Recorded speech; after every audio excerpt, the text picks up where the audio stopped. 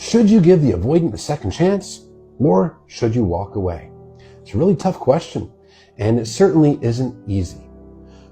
First of all, you're under no obligation whatsoever to take this person back or to give them another chance. If they've emotionally checked out of the relationship, they haven't been showing up for you, or they abruptly ended the relationship and shattered your heart, you are under no obligation to take them back.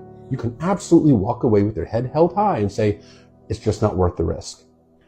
But if you are dead set on giving them another chance, or if your heart won't let go, pump the brakes for a second and analyze the situation from a logical point of view.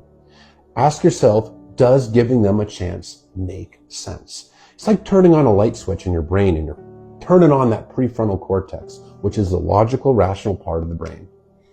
Is this person showing actual evidence that they are invested in change? Are they taking accountability? Are they working on themselves? Are they going to therapy? Are they doing coaching? Are they communicating with you? Are they showing empathy and remorse? Are they showing guilt? Are they opening up in a different way? Are they communicating their fears, their insecurities, and their feelings? If they are making actual change that you can see, if they are taking real steps towards working on themselves, there might be cause for hope. But if there is no evidence that they're doing any effort whatsoever, and they're doing the same old patterns, or they just want to sweep everything under the rug and pretend like it never happened, there is no cause for hope. It's only wishful thinking. There's a difference between hoping and wishing. Hoping is when there's evidence that something could change for the better, like them working on themselves. But when there's no evidence, it's simply wishful thinking. And wishful thinking is the recipe to get hurt all over again, because those same insecurities, those same attachment wounds, those same triggers, that same emotional unavailability is all still there. And it's inevitable that something in the relationship will trigger them again. Now, if they are doing the work and you can actively see that, that's still not a guarantee that it's going to work out, because they could fizzle out. They could go back to avoiding when it gets hard. That's why consistency is important. And if you do decide to give them another chance because they are doing the work, you got to make sure that they stick with it, because if they start to fizzle out, hold a boundary on that. Boundary being your limits of what you'll allow, what you won't allow, what you need, what you don't need, what you want, what you don't want, and what you'll tolerate. And you can simply say, working on the relationship, becoming more secure, working together and as individuals is a must for me. Without that consistency, without that effort, then this relationship isn't going to work for me. So I really do need to see that follow through. And without that follow through, I really do have to hold my boundary, the boundary I've set with myself, that I'm not going to put myself at that kind of risk. And then they can choose to continue to fizzle out or follow through. But ultimately, that boundary is with yourself and what you'll allow. And not holding that boundary is setting yourself up to get hurt again. And it's also breaking your own trust, because you're telling yourself that if they don't actually do the work and follow through, then you're not going to remain in the relationship. And if you continue to do so, you're telling yourself that you can't really rely on yourself. So it's important to hold those boundaries with yourself about what you will allow. But if they're doing the work and they consistently do the work and they follow through, they can change. I have seen that happen many times again. I have seen dismissive avoidance, fearful avoidance. I've seen them do the work and become relatively secure. I've worked one-on-one with many of them. And I've seen relationships go from that anxious avoidant dance to really healthy relationships that actually are something pretty darn special.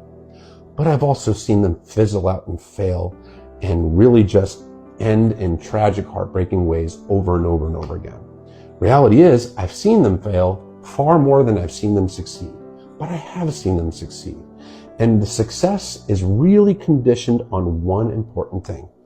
Both partners are willing to take accountability for their own insecurities. Both partners are willing to work on themselves and the relationship.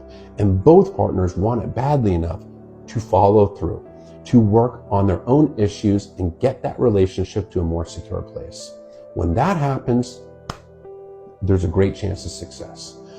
But without that, it's just not likely to happen. And sitting around hoping and wishing that this person's going to change and they're going to see your value is a recipe to waste time and emotional energy into a person that's not putting it into you, making you more anxious, making you more insecure, and chipping away at your self-esteem and your self-worth. So, hold your boundaries. What you will allow, what you won't, what you want, what you don't. And those boundaries are with yourself about what it is that your limits are. So when the person is not showing up within your boundaries, you got to hold that and say, okay, this is outside of my tolerable zone. That's how you keep yourself grounded and respect your self-worth and prevent yourself from going through this cycle all over again.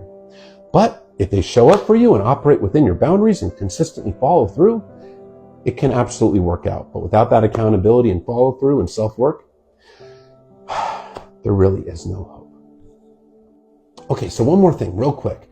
What motivates avoidance to change? Rock bottom motivates them to change. They have to hit rock bottom. Rock bottom is when the pain of the consequences of their actions is greater than the pain of self-reflection. Meaning, they have to really experience those consequences of their actions, and it has to be so painful that they're willing to self-reflect and change to avoid going through that pain again. Now, some people have a rock bottom that is so low they never hit it. Some people do hit it. And when they hit it, that's when the real change will actually happen. But when are they most likely to hit that rock bottom? When they're in their 40s, 50s, and 60s. That is when they are most likely to change. The reason for that is when they're in their 20s and their 30s, they usually haven't experienced enough pain of their actions yet. And they can still easily hold on to the notion that I just haven't met the right person yet. And when I meet the right person, I won't feel this way. I won't feel the need to run from the relationship. Of course, they can change in their 20s and 30s. They're just far less likely to do it. But when they get to their 40s, their 50s, or even 60s, they're looking in the mirror, they're seeing themselves getting older, they're facing the reality of their own mortality, and usually after yet another relationship failure and the accumulation of all those failures and the aggravation and frustration and pain that comes with it over the decades, they get to the point where it's like, okay, yet another failed relationship. This is really, really getting frustrating and discouraging. Maybe it's me. Maybe I'm part of the problem. What do I have to do to get it right next time? And that is when the rock bottom hits. And that rock bottom is more likely to hit after they've gone through a relationship with the person that really cares about them, loves them, and is consistent, that they pushed away, and they experienced that loss through no contact combined with the other factors.